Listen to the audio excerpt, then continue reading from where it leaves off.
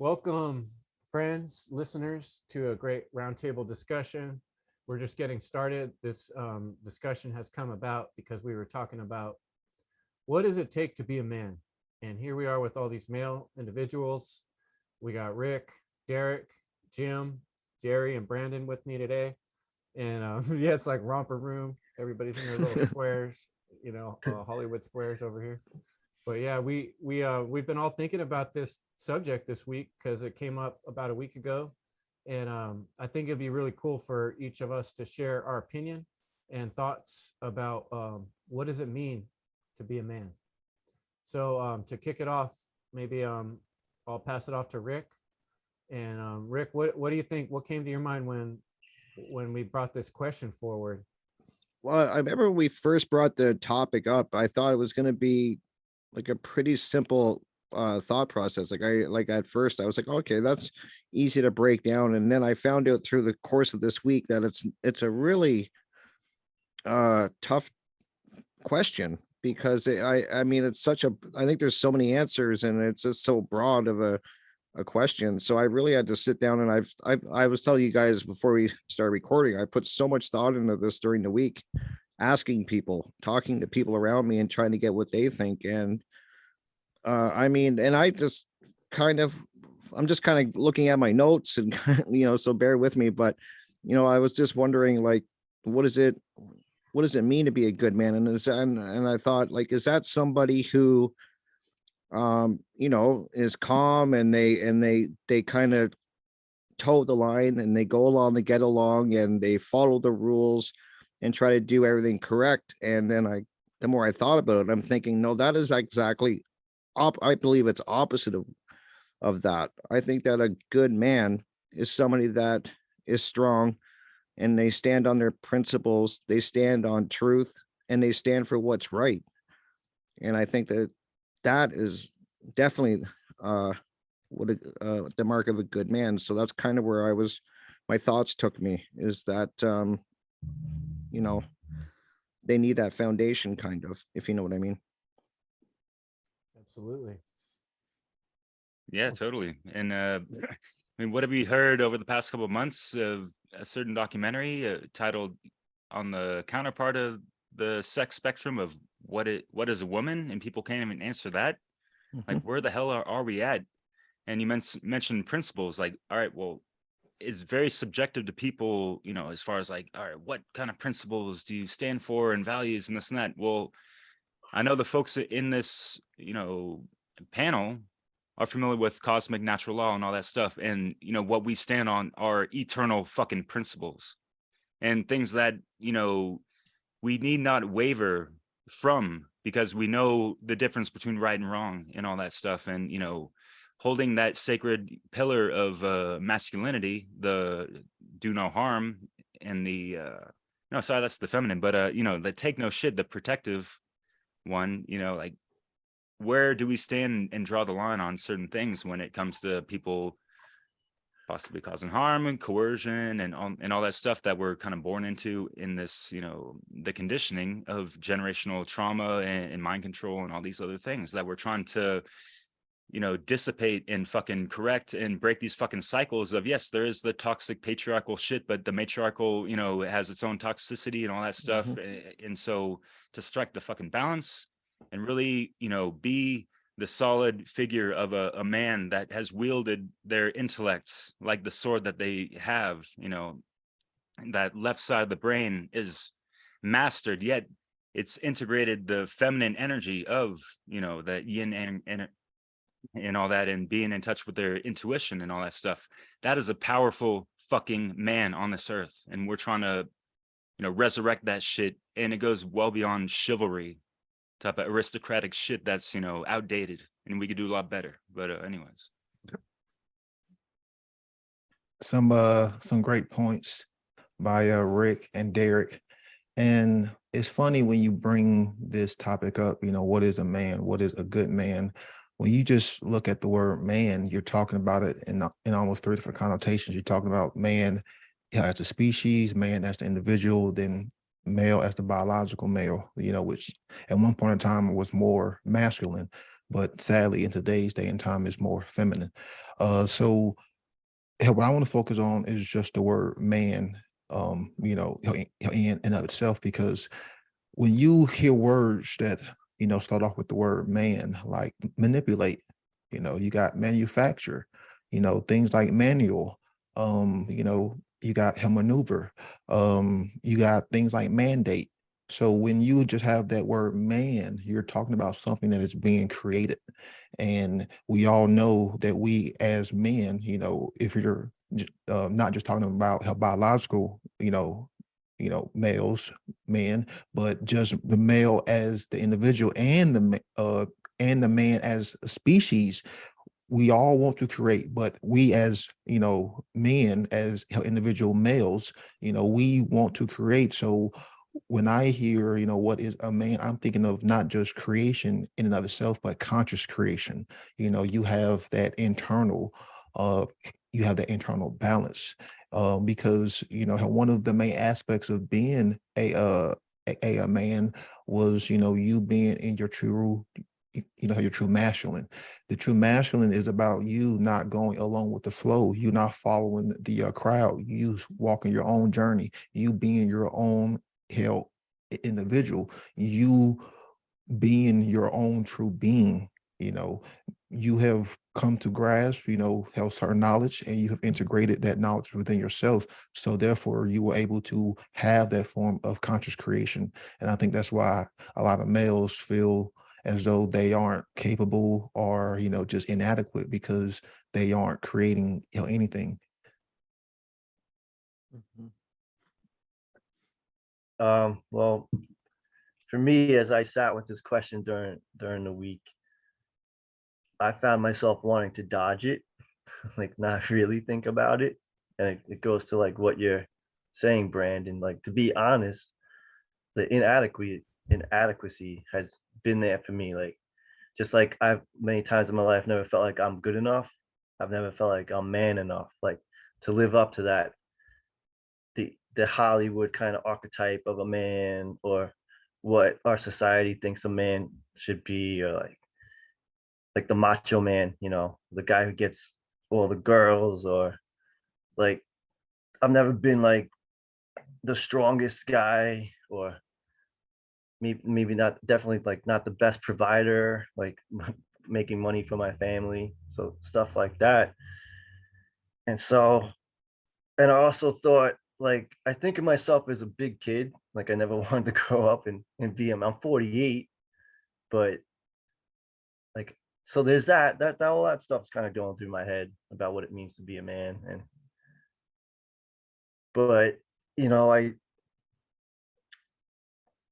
but that's, we talk about that, how that's like really programming and bullshit, like the archetype and the ego. And like, now that we're getting into natural law and what it means to be a man of integrity, I'm saying, like, that's going to trump everything. um and I always think a lot about, because I was raised Catholic, and the whole Jesus thing, and how people go to church on Sunday, and like, who was a better man than Jesus? But yet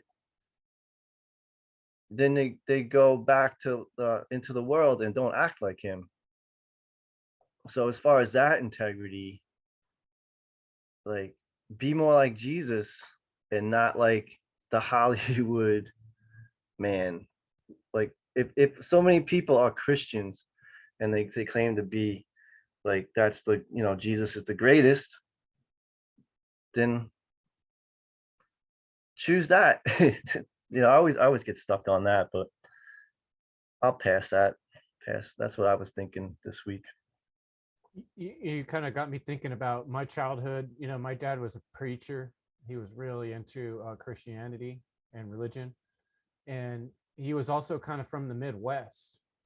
And he would kind of talk about that thing, like a man's word is a man's handshake, where I came from. Mm. When I was young, I was taught that when a man says something, he's expected to follow through, and he would say things like that really firmly and sternly. And that really stuck with me. Like, And then he actually compared it to there's a particular verse, and I think it's New Testament, it might be Luke, but anyway, it's right in the beginning of one of those books. And it says, like, in the beginning was the Word, and the Word was God, you know? And that kind of always got me going, especially since when I don't really necessarily stick with I don't stick with the Christianity religion at all, but there's so many good things I take from what I learned from it. And what that got me thinking is that, like, the more you tell the truth, the more you're honest, like, the more reality there is to your person. Like, if you think about it in a really simple way, if someone tells you, oh, I'll meet you at 5 o'clock, and then you go to the place and that person's not there, it's like they kind of cease to exist in your world. Like, how much more times are you going to keep going, you know? And if that happens over and over, they do cease to exist. They become less real. And so, like, I think part of what, to me, like, the most basic description I could give of what it means to be a man is to be honest, like Rick said, you know, to be a man of your word, to be someone who does what they say and follows through with what they say. Because, like, in theory, both men and women should have a lot of the same aspects, you know, like a feminine, you want your feminine side and you want your male side, you know. Like, if you look into Michael Tessarian, he talked about this androgynous thing from, you know, the occult histories and some of the mystery traditions, where they talk about, you know, kind of getting the best of both those worlds. And it's almost like Derek mentioned, you know, we have the two pillars in like the Freemasonry drawing board or whatever, where they have the self-defense principle on the one side, and then the non-aggression principle on the other way, which would be the female or the moon side, and then the sun or the male would be the self-defense principle. And I feel like in our modern world, the self-defense principle is totally demolished and destroyed until most people and most men don't even understand it. And when it is expressed, it's in this silly, violent, ridiculous, you know, abusive type way, or authoritarian way, or tyrannical way. And so we don't ever have examples, any of us, from the time we're very young, of what a real man would be. So it's almost like an imaginary thing. So it's kind of hard to talk about in a way, because everything we know of what a man is what people have seen on TV and movies and books and all these stories that are flooded into people's heads since they're little. And that's making them see a picture of what I don't really think a man is at all. And so that makes me go, like, well, what isn't a man, you know? And then it starts going into another question. But I'll go ahead and pass it back to Rick. Great points, guys. You really are. And I'm just thinking about what Jim was saying, that you think like a lot of guys, I think they see the heroes in movies and stuff, and then that's what they think, that's their image of a man, like a big, strong, muscular guy, you know, doesn't show emotion, you know. And I just think that it's just, that's what they want people to think a man is, and it's not. I think that you guys make great points. I think that a great man is somebody that is in touch with both their masculine and feminine side. They married those two things together. They're not, you know, it bothers me, because in a lot of movies that you see, and that they guys, you know, if they show emotion, if they show any weakness, and God forbid they cry, you know, then they're looked at as a weak man. And I just think that is just that's what they want you to believe. And I just think it's so dangerous, because, you know, it's not true. It's just not true. I mean, if you know, these emotions are there for a reason. And, you know, if a man cries, I think that's just as legit as a man getting angry. I mean, we have these emotions for a reason. And so, but you don't see that talked about very often. At least I don't. It's always these tough guys in movies, and they get the girls, like Jim was saying. It's all this really macho image. And it's just, I think that a good man is somebody that's got both male and female, they're merged, you know, like working together in concert. Like Balanced. Yeah, great. Thank Yeah. you. Balance. Perfect. I just wanted to mention real quick, I was talking about that verse. It was John 1:1. In the beginning was the Word, and the Word was with God, and the Word was God. And I think that ties in, because your word is what you say, and Mhm. that is what you are. Anyway, so sorry to interrupt you, Rick. Go ahead. No, Word is I'm done. bond, yeah. That's all I wanted to say, Chris. And thanks for balance. That's the perfect word. Mind if I say something? Well, yeah, like Yeah, jump in, Derek. in the ancient mystery traditions, whatever they call that, the alchemical wedding, right? Getting that unity consciousness, understanding, yeah, the yin and yang flow of things and how you emit energy, but you're going to be receiving as well. And yeah, just to emphasize that sacred feminine essence of compassion and care, Right. with a capital fucking C on the cosmic level of where humanity needs to be heading more towards, right? And all that stuff. And just to say something real quick about the whole, yeah, like we are inundated, for the past like 5 years with, all this fucking like savior programming, whether it be the vaccines, 5G, 6G, or and all this stuff, but also on the media level, it's like how many superheroes movies are coming out, on like almost like a weekly fucking basis, you know what I mean? And yeah, they had this like feminine usurping of the masculine. They've switched fucking roles almost over the past like 2 years with this whatever kind of agenda going on. If you been paying attention to that any decently, you know what I'm talking about. But yeah, it's like they're getting replaced by this male beta bitch version of what the fuck a real man is. And when and to be honest, like folks like Captain America and Iron Man were decent archetypes of a man. Yes, they had their flaws, they had their ego issues and whatever the fuck and all that shit. But like take it back to like some, like forget about the blings of power or the rings of power. That this, whoever the fuck wrote that shit is whack as fuck. This $1 billion blunder of the Lord of the Rings. But the true archetypes types of a real man that I like to just fall back on in case, sometimes I get lost in my navigation or question my own fucking masculinity, whatever the fuck, you suffer heartbreaks and you kind of, you know what I mean? But like folks like Aragorn, Strider, if you will, and Gandalf, even fucking not Bilbo, but Frodo, these men had fucking courage. They had a lot of value. They had a lot of care and compassion for other people. Mhm. They were leaders in their own rights, and they didn't fucking follow orders or no fucking, you know what I mean? And they were against fucking evil, and they were not going to waver against that as well. And their bravery shone through all that, like just if you guys read the books, you understand on a deeper level, and if you understand the allegories, it's even deeper. You know what I mean? So just like taking these things into consideration when you're growing up and all that stuff. Yeah, I wrote those books when I was adolescent. You don't know much when you're at that age, still developing the cognizance and all that stuff. But yeah, for me, it just like set a decent compass for like, wow, like we can treat people in this way. And like, how many languages do these people speak? I'm bilingual myself, and I love to speak French, where I was living there for a third of my life and married and all that stuff. And like having that awakened heart and just wanting to do right every fucking breath and every step that I took for the greater good and for the win-win for, all, and feeling like I had that, good positive energy where I can wield the magic and be a creator, a provider and all that stuff, and still, provide that space for, that co-creation of my, sacred counterpart and all that stuff, and let her beauty shine and all that stuff, Yeah. It ain't that fucking hard, yo. This is just like real life shit, like get with the program, guy. Like but anyways, yeah. What's good, Jerry? Yeah, I love what you were saying about just everything basically.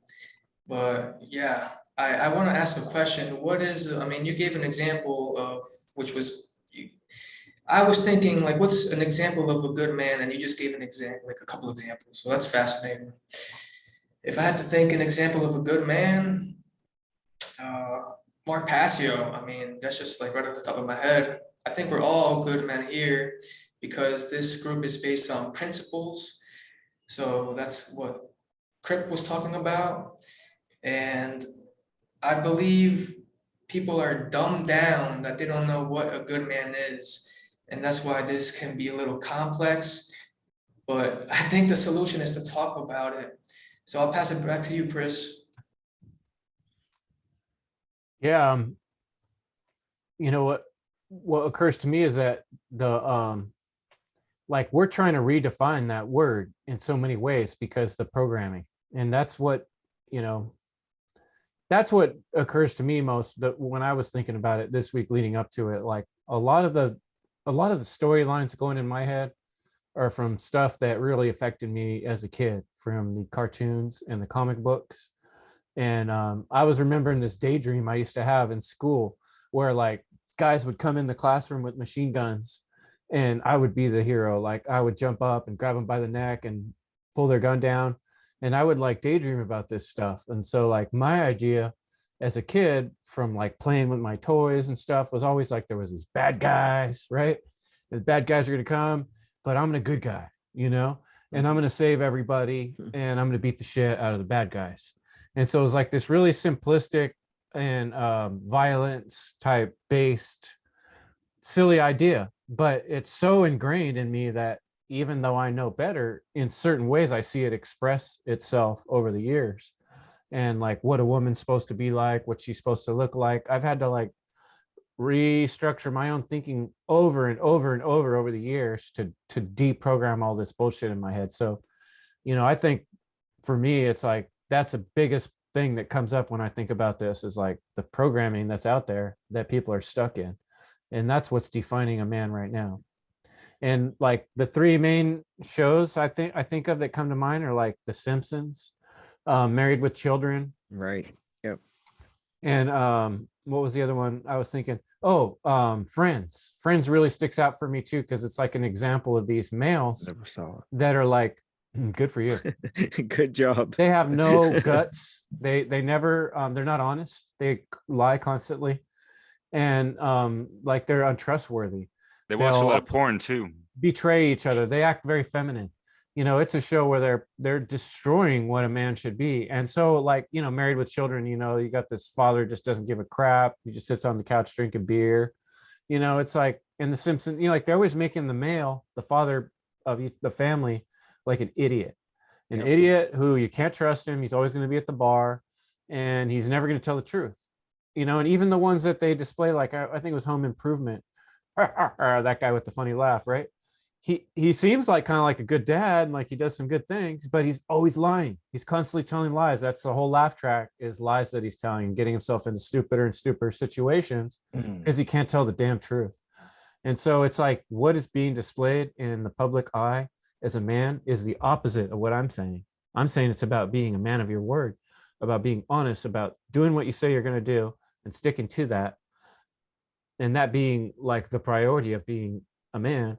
And that is the opposite of what they're teaching you with these television shows and almost all the shitty versions of a man that are programming men and female alike.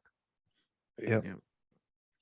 Yeah, this Um, kind of Chris, I'm glad that you brought that point up because this is what I talked about in the Freedom Under Natural Law 2 conference. In my discussion when it came to keeping your word and how your word was one of the first contracts, because if you and I came to do business, you as a man, me, you know, as a man, it wasn't, you know, how we sign things on paper. It was your word, how was your bond. So we would shake hands and we would honor, you know, held the word, because that was the contract, because speech, our voice, is a form of action. It is one of the masculine components of our being.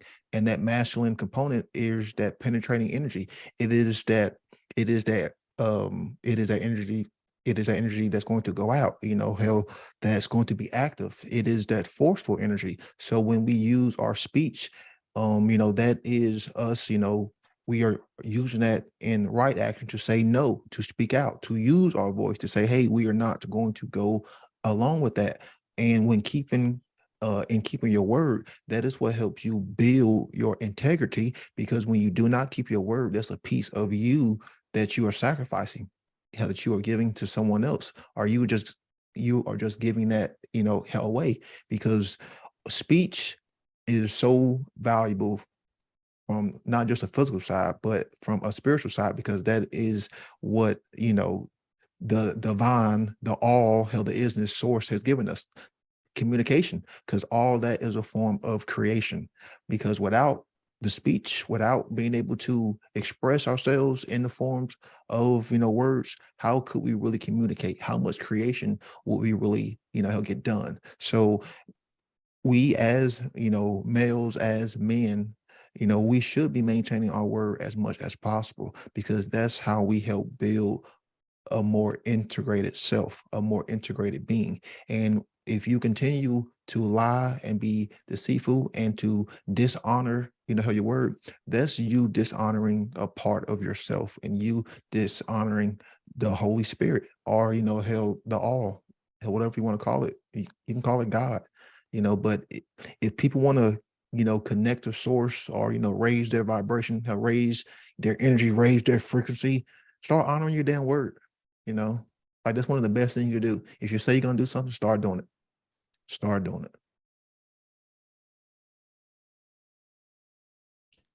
it. Word. And Go ahead, Jim. yeah, it goes back to the trivium just real quick. I mean, like, building up your grammar, being able to articulate properly, that word sound power, man. Yeah.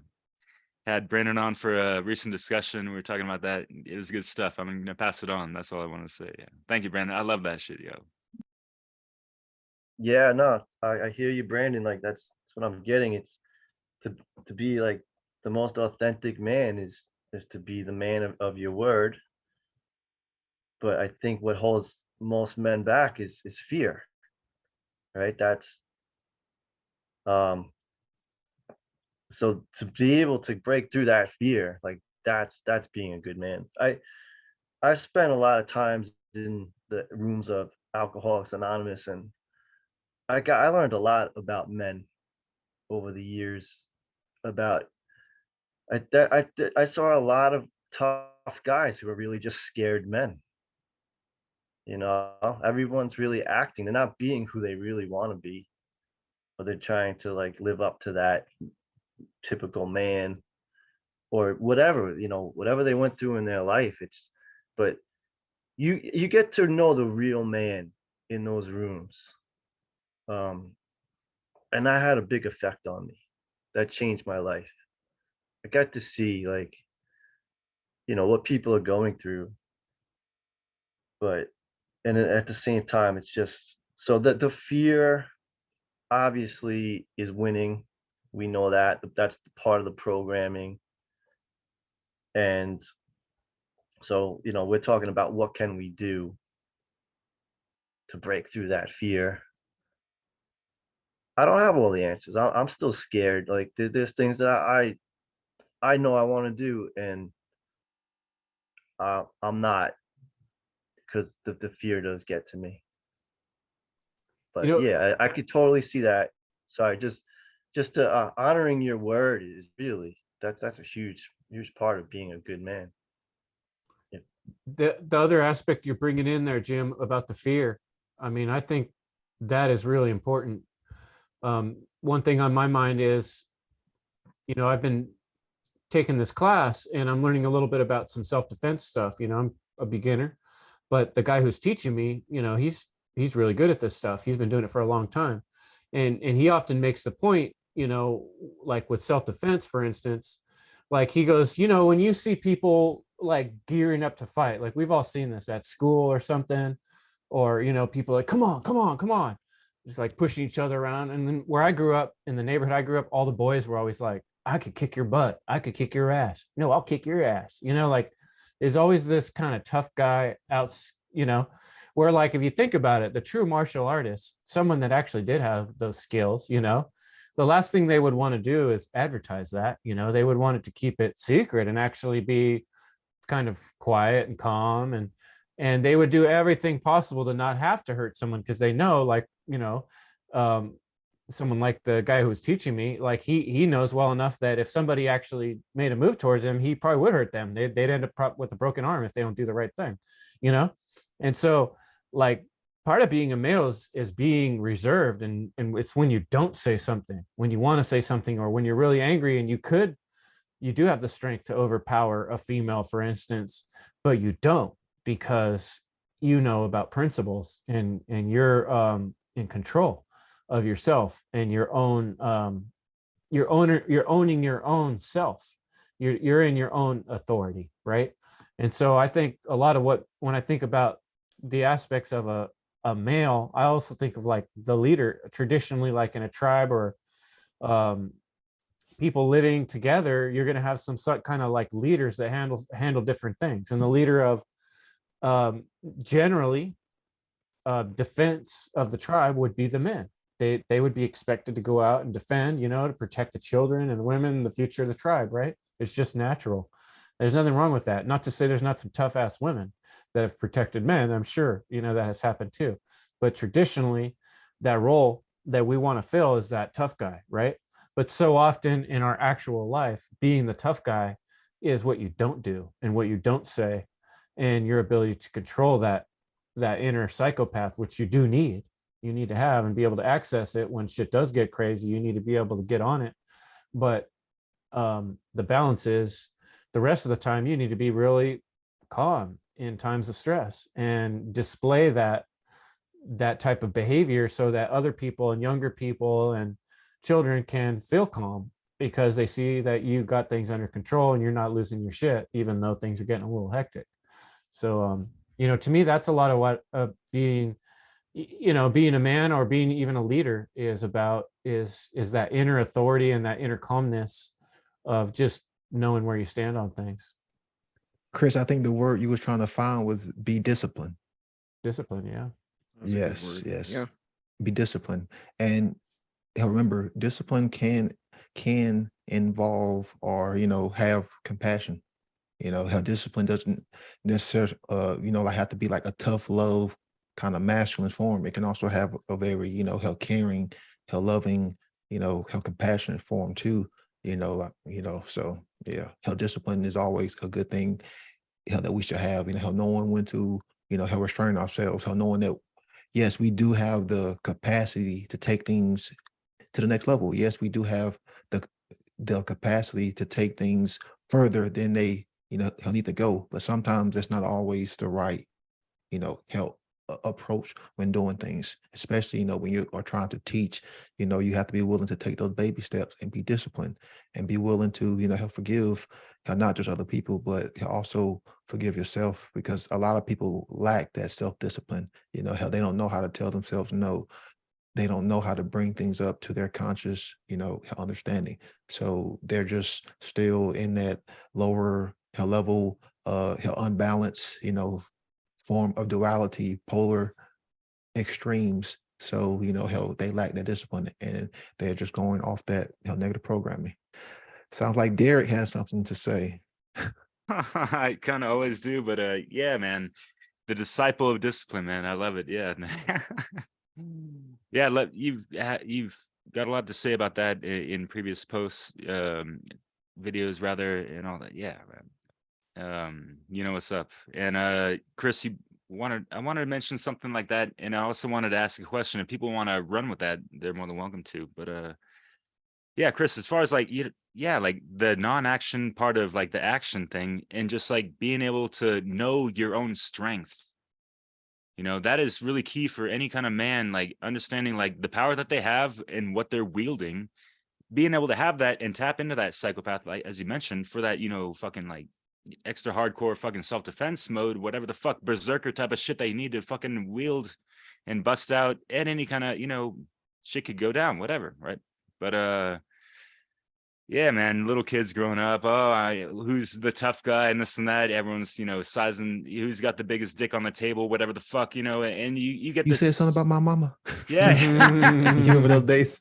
But I people remember older that. than me these days, they're putting their dicks on the table, like what kind of job do you have, how many motorcycles do you have, and all this shit, whatever the fuck, like like all material stuff aside, bring it back to what you're saying, Chris, as far as like I feel like, yeah, and Brandon, tying it in together, like having that discipline and the willpower and wielding your constitution to realizing the power that you hold within yourself, knowing your own strength and the limitations of that, and respecting other people's boundaries and all that stuff as well. Yeah. And I know the title of this is "What is a Man?" But as far as defining that, it can be complicated, as we all understand and know. And we're like, well, but you know, we could take it to the apophatic inquiry and talk about what isn't a man, which we already kind of covered with, you know, some of the things that you displayed with, you know, the whole media Simpson, you know, all these, you know, the deadbeat dad folks and all this shit, you know, not really, you know, all that stuff. So if folks want to touch on Ooh, that, you know, you're more than welcome to, or just whatever. That's all I've I'm got gonna one because yeah, you brought up the apathetic. or Uh, a, a real man is one who will not let the flame of truth die out. Yeah, because you know, hell, again, it goes back to creation, and I just talked about how using, you know, how your voice. If you are not using your voice to stand up, to speak out, to be that individual, you know, to be that true self, then what exactly are you doing, you know, with that voice? You know, so yeah, a real man is one who will not let the flame of truth die out, because you know it's like we all see what's, you know, happening. We see tyranny, you know, how we see censorship, we see how the propaganda is getting worse and worse, and too many people, too many grown grown men, supposedly males, you know, he'll know what's going on, and they're still not doing anything, you know. And you don't have to take this giant leap. You can start off, you know, crawling, you know, start off doing, you know, how your baby steps. So if you are not willing to, you know, seek the truth, you know, harmonize with the truth and speak the truth, then you are willing to let that, you know, how that flame of truth die out, which in reality it's never going to die out because the truth is always going to be there. But hell, what I'm saying is, you know, hell, with this totalitarian, you know, hell, slave system just, you know, censoring people, what are you doing if you claim to be a real man, you know? Because a real man is not going to just sit back and just watch things, you know, just observe things like, oh yeah, you know, I've seen everyone else, you know, hell around me being you know, her being enslaved. So yeah, nope, it's not gonna happen to me. So like what are you doing in the form of, you know, action? But the problem is, in order to achieve right action, you have to have right knowledge. So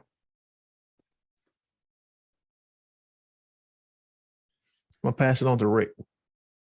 I'm just, get that trivium. yeah, you guys are just bringing up so much good things. My head's just going a mile. It's going in every direction right now because you guys are bringing up so many great points that I'm going to be thinking about, I'm sure, all night, that I'm going to be really thinking about this. But I love what you said, Brandon. I keeping your word, man. I think that's a great place to start, because I think of how many people don't do that. I know I've been guilty of that, saying I would do something and then not following through. And when you kind of think of it that way, like that's a great place to start. Simple, right? You just do what you say you're going to do. Keep your word. If you're going to meet somebody, be there. If you're going to help somebody, you say you're going to be there to help them, be there, do that. And I think that's really powerful. And it's a simple thing that people can do. Just keep your word. And I don't know, I'm all over the place, guys. You guys are bringing up so many great points. And I just, I mean, but I was talking to people in person, and I was asking them, like, what is your definition of a man? I got the very, a lot of people were just kind of like somebody that provides for the family, somebody that, takes care of their, you know, like provides a roof over their family's head, takes care of the family, maybe their friends, but it was very, very selfish. Not many people brought up anything that we're talking about. There was no talk of principles, there was no talk about truth or any of these things. It was very shocking when I started to talk to some people in person just to get a definition of what they thought a man was. So uh I don't know, man. My head's all over, guys. I really apologize. I just think, and I also think that a lot of men are lost. I think they don't even really know what their role is anymore, because you got guys that are scared. You know, do they protect the family? Do they stand up for women, or do they let, because then women get upset, because I'm trying to focus my thoughts, but it's all over the place, guys. So please bear with me. But you know, with women like thinking that they can um do anything a man can do and they don't need help and stuff. And then some men are kind of like, because I think back to the old tribe days, you know, a man's job was very specific, kind of. He protected the family, he protected the tribe, the village, you know, maybe provided the food for it, and then that was kind of his job. And now without, you don't really have that aspect now with modern society. So I think a lot of men are lost and just really don't know their role and kind of trying to figure that out. And then you got all this mind control going on with TV and movies and what they're seeing, music, another one kind of. And I just think that they're lost. I think, and there's that group that we were talking about, Brandon. You brought it up last week. I can't remember but men that are kind of doing their own thing, and they're kind of like, Yeah. Was it I your never remember. MGTOW? Right. Yeah. Your MGTOW. Yeah, and so I mean that's just showing you that guys are kind of lost. And so I mean, do they open a woman's car door? Do they open the door for them? Do they, I mean, so I hope you guys know what I'm trying to kind of coming from here, because I'm kind of all I over can it, only but laugh. Sorry, yeah. I can only laugh. But yeah, hell, I get what you're saying. And hell, one of the main reasons why I brought up conscious creation for my first point is because that's going to lead to my next point, is because we, as you know, men do like to create things, and once we do create those things, we want to protect those things. But Mhm. sadly, most males' form of creation is in a form of stagnation. So their real form of creation is penis creation. So how they just get stuck. How in booty worship is what Yep. how I call it, and that's really what they want to protect. So a lot of males are still falling for, how that I see Derek over there laughing. Hell, too many males are still falling, hell, for that form, because that is a form of hell unconscious creation. Because then you get more stuck in the whole emotional hell attachment to, how you just getting your Yahweh on, how your big explosion, your big Yep. bang, and then that's really what how most males just want to stay for, just the whole pleasurism. And how that right there in of itself falls into other forms of form of degrading consciousness. But that's where a lot of males is they are just thinking it's about body counts, and That's how true. can I get the most girls, for how can I disrespect females, for how can I be more of a toxicity, not just to the feminine, but to how nature and to truth itself, by um abusing your phallics, and that's what so many males are doing, is they are abusing their phallics. Yeah, and not even having like conscious sex. And like women will say like, like, why is this guy just like masturbating inside me? Pretty much, you Mhm. know. That ain't fucking love making. That isn't a, true connection of on a heart-based level of intimacy or anything like that, And yeah, like Agreed. Yep. we've all been subjected to all types of porn growing up and all that stuff and the internet craze. And geez, what was it before? Like on the TV at late night on the commercials, you'd see like Girls Gone Wild on some whatever the Yeah. fuck. I Girls remember Gone that. God Wild. damn Yeah. that shit. And like Yeah. stems from like the booty worship shit, man. Like, yeah, like I saw the video Playboy you did with Nathan magazines. Crabtree. Like, Yeah, Yeah. that, I mean, that stuff has an impact too, the way even from the beginning, like whether women should wear clothes or not, should that even be regulated in the first place? Like more, like you said, traditional people living in, where they were born. And when we find people, they like, a lot of times the women just let it all hang out, right? Because it's totally natural. So the kids aren't like tripping out on it and worrying about it and stressing about it and be like, thinking about it like a lot of us were growing up, because it was all hidden and you're never Mhm. supposed to see any body parts. And then when you do, it's like, ooh, how exciting, like it sets you up for this whole problematic system. And a lot of men are left lonely and don't know how to meet women. They don't have the tools or the knowledge how to do so. And they wind up getting into abusive type situations. Or that's a lot of times why women get abused, and the percentage of women that get abused by men is like ridiculously high, which Yeah. goes to show that there isn't really that respect or knowledge of what a man should be on a mass scale. Otherwise the percentages of women getting abused would not be so high, because the man's first highest ideal would be to protect the women and children, Exactly. right? Yeah. Not rape them. So Yeah, I got one more big point I was thinking of making, but did you want to jump in at all, Jerry or Jim? Yeah, I got something. Like, I think a man is one that does the right thing when, it's very easy to do the wrong thing. Even when nobody's watching. I mean, I'm still watching. So, yeah. What you got, Chris? Just the last big thing I was thinking is what really makes a man, like I was starting to talk about that situation we've all seen in school when guys puff up, like, come on, you want some? Like a lot of that is fear-based. And a lot of the situations we've seen of why like police officers overdo it and wind up killing somebody when they shouldn't, it's because they're in a state of fear. A Right. lot of this comes Mhm. from this state of fear that, oh, I'm going to look bad. So I got to beat the crap out of this buddy. So everybody knows, this guy looked at my girl. Are you looking at my girl? Are you looking at me? It's like, come on. It's like, it's all this fear-based bullshit. And it has to do with this false ego that a man in this false identification is this version of yourself that never gets taken down a notch, that no one can say anything bad about, and then if they do, you're going to get them. And that's totally false, and that's not what being a man is. Being a man is being able to admit you're wrong. It's being able to put your ego aside and maybe even look stupid. Maybe even like my self-defense instructor said, if I took a little punch to the face and the whole situation calmed down and all that happened was I had a little blood, or he's like, fine, I'd rather it ended that way. I wouldn't want to hurt the person. If that would be best, like, so if you were a true man, you might even do that in a certain situation. You might, take one little lick or whatever and calm the whole situation down and be the bigger man. What's called the bigger man is being able to look at the big picture and being like, what really matters here is not my freaking ego and that people look at me as being the tough guy or the leader, but that I did the right thing for all concerned in this situation, even if there is some level of sacrifice on my part. That's how you set a good example. Great point.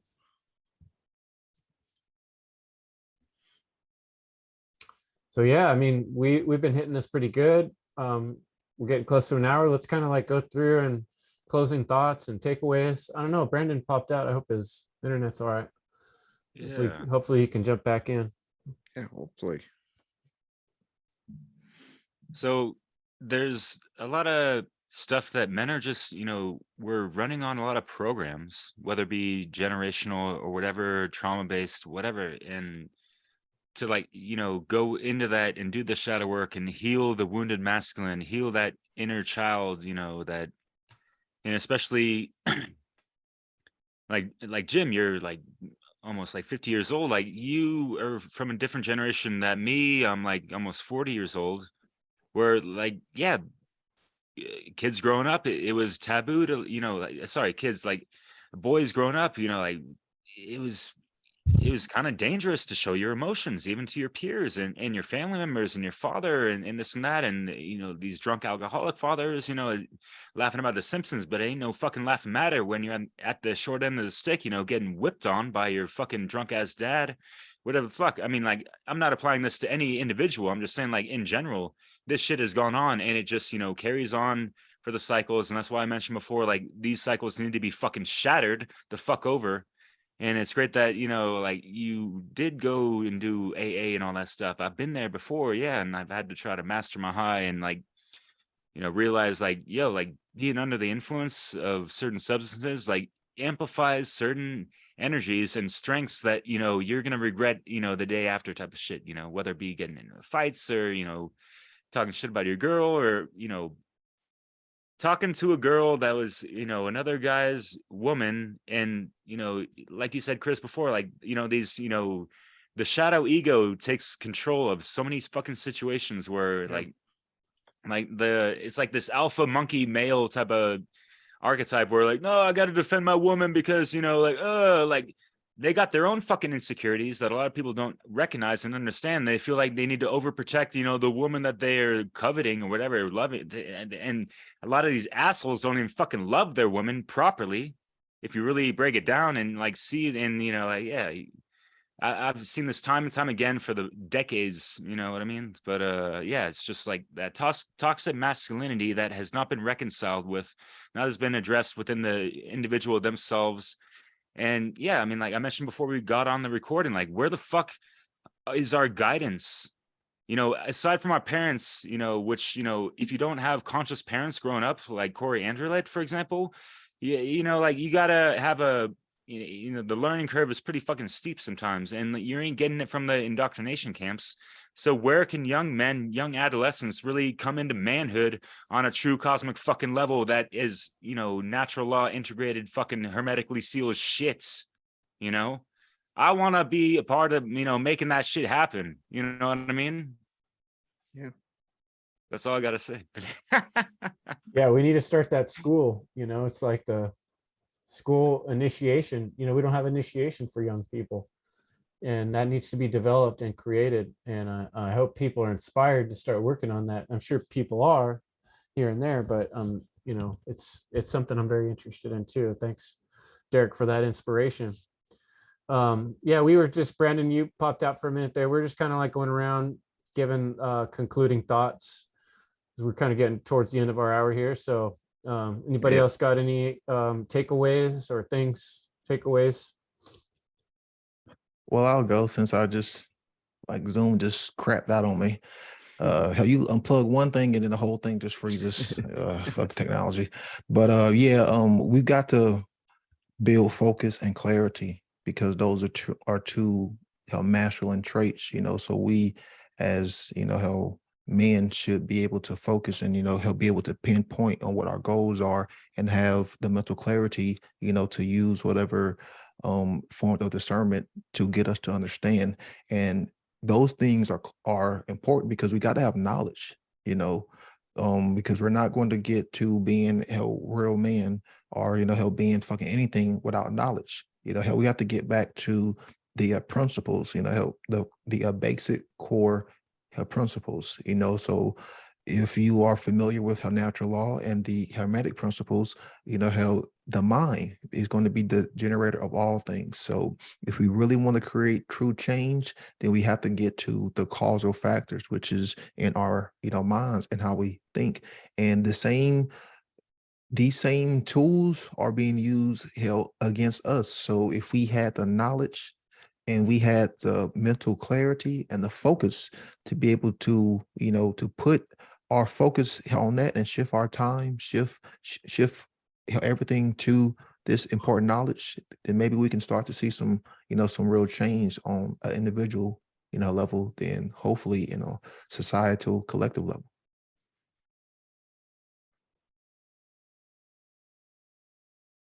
Wonderful words. Wonderful words. Good Beautiful. stuff. Yeah. Yeah, I hear you, Derek, about teaching the young kids. I definitely find it have to be homeschooled kids. You know, the kids who are already in the program, the schooling system, it's going to be tougher to get them. But like the homeschool movement is growing, right? For So sure. push more homeschooling too. And to carry on what you're saying, Chris, about the self-defense, and you know, it's just like a true man causes no harm, right? Like the principles of natural law. Like, what would it mean to be a truly a good man? To cause no harm. Yep. That's I think that's how I'll resolve it. I'll end it there. And I would just add to that is, you know, like I love Kung Fu movies. You know, and one thing they always show in Kung Fu movies was like there was like these guilds of martial artists, you know, and sometimes they would even compete one house against another. But like to me, that idea that's even a thing that's kind of lacking in our culture, that there's a built-in system of educating yourself to prepare yourself for dealing with things when they don't go well. And what else can help things go well but having a backup plan, you know. And being a good male would be like absolutely avoid danger, avoid problems, try to make sure you don't put yourself in those situations, but when those situations come, you're ready to do something about it, and you know what to do. Yep. And that's kind of like what I see as the role too of the male, especially in the modern age, to step into that role. And you know, that's a struggle because we were trained from the time we were born to be very passive and to be very law abiding. Like Rick was saying, that's what people were telling him when he asked them, what does it mean Yeah. to be a man? People will say, oh, a good man follows the rules, which is actually the opposite. A good man doesn't give a fuck about rules. A Exactly. good man gives a fuck about principles, and the rules could be gone, in a moment when the principle overrides the rule. And that's what a true man is. And a lot of times it means being in a difficult situation or saying something that you don't really want to say that needs to be said, so it's not an easy path, that's for sure. So yeah, I've been talking too much. How about you, Jerry? You got any closing thoughts? Let's end it on a good note. Thank you, guys. I learned so much. Yeah, I liked hearing everybody's point of view. Yeah. Can I just build on what you said a little bit, Chris? Absolutely. I just and I want to thank everybody here this evening, because you guys are amazing people, and you're gonna have me thinking all night. Trust me on this. Probably for the rest of the week, I'm gonna be thinking about what was said tonight. And I just think what has to happen is, I think shadow work is so important, and I'm gonna say that forever, because it changed my life. And I think that men have to, everybody does, but when to do the shadow work on yourself and start asking yourself the hard questions, because deep down, if you're being brutally honest with yourself, whether you're a good man or you're a piece of shit. I mean, you do. I would hope so. And if you're just being honest and with yourself and doing that work on yourself, and start educating yourself and seeking out this knowledge, about natural law and the things that we're talking about. And it's as simple as like what Brandon was saying, starts and I said too, I was, from what Brandon said, is that just start simple, keep your word. Just start something simple like that. If you're going to say you're going to do something, do it. And I just really want to say that the shadow work is important. I think that that's the foundation that a lot of people are lacking, and they're scared to death to truly do it. And it's a game changer when you're brutally honest with yourself and you do it and ask yourself the tough questions. And I'll just end with saying, like, if you're a good person or not, or if you are lying to yourself and people. So I'll just end with that. Yeah, a real man admits when he's wrong. Exactly. That's the other side of what we were saying, like keeping to your word and having good words to say. And the other side of it is recognizing when what you said was wrong and being able to admit it. That takes a real man. The bigger man is the one who can admit that he's not perfect and then he made a mistake and be responsible. So good, man. I think this all advice will help us all be a better man. And I'm going to be certainly working on that myself. And I encourage everyone else to do the same. And I hope these words help whoever is listening on their journey and their path as well. I appreciate it, guys. Thanks much. Thank you, guys. Chris, so much. Thank you. Yeah, thanks for the wonderful chat. Yeah, honor amongst men, yo.